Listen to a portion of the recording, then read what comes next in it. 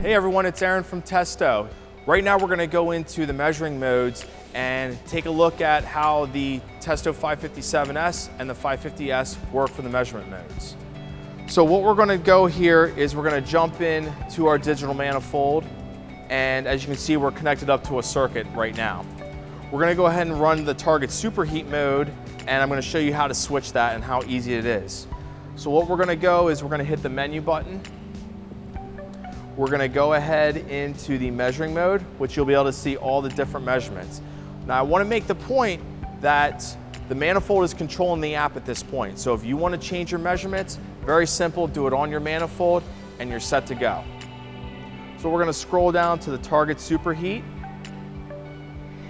And one of the nice features is we can do a simple configuration up front. So what we're going to go is we're going to go into our outdoor dry bulb. And I have two of my 605i thermal hydrometers from Testo. I'm going to go ahead and select the smart probe. For my outdoor, I'm going to go ahead and select this one, which is the top one. And then for my return air, well actually before I do that, I want to make sure I have it lined up so that I know where I'm pulling my air from.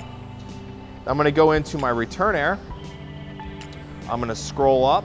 And I'm going to do this other one. I'm going to go ahead and hit enter, scroll down, hit OK, and then now we're set. So what we're going to do now is, and with the 605Is, you can have them straight up. You can also have them at a 45-degree bend. You can also have it at a 90-degree bend. So with this, traditionally, we want to stick it in the return. And now we're starting to capture our return air wet bulb and our outdoor dry bulb. So once I have that all set up with my 115Is connected, I'm going to go ahead and hit OK. My 115Is are already connected to the proper lines. And I'm going to do a pressure adjust, pressure side change, which if you have a high and a low side difference, the manifold will automatically update. Another really neat feature for those, so that if you have lines crossed up, you don't have different readings. It will sense that and it will be able to tell you right away. So as you can see right now we're in the process, which I'm going to go ahead and select my 410A refrigerant. And I can also do this on the application as well too.